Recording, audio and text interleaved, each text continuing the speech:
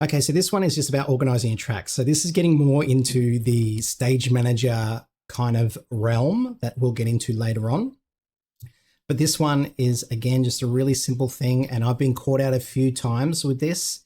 And if this is done messy or wrong, what it does is it eats up so much time and it creates so much stress. So the goal is to make everything run as smooth as possible during the day so that you have as much time to make it look good, for the dancers to get prepared, and for you to all have the best show that you can that night.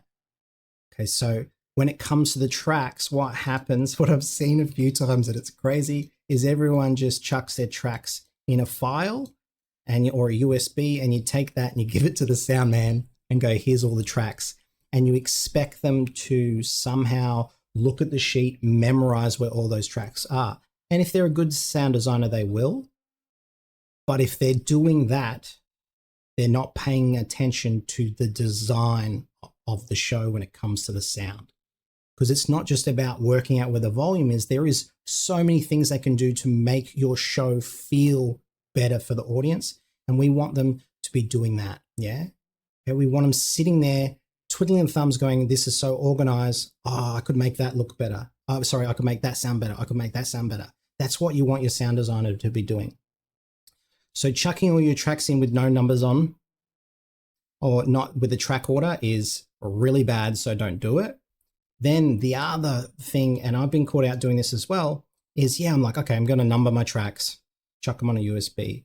If you number them this way, you're going to get caught out as well. Because if you put the tracks in and it does it alphabetical order, what actually happens, and I'm sure you've seen this with your files, is when they do that, 10 and 11 will be in front of 1, the way that it sets up, depending on the operating system they're using. But to get rid of this and to always be safe, this is probably the most ideal way to label your tracks, is you just start with 101. So 101 would be Act 1.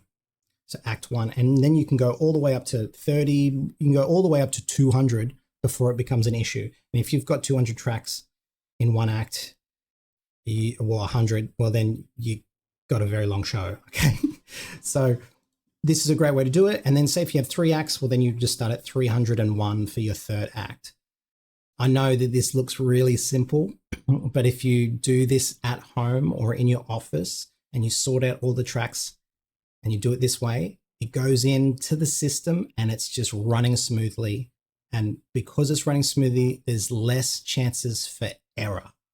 It's a very stressful day to do tech, so we want to make it as smooth as possible. So this trick will save you in a pinch by just doing it, because then everyone will be on the same page.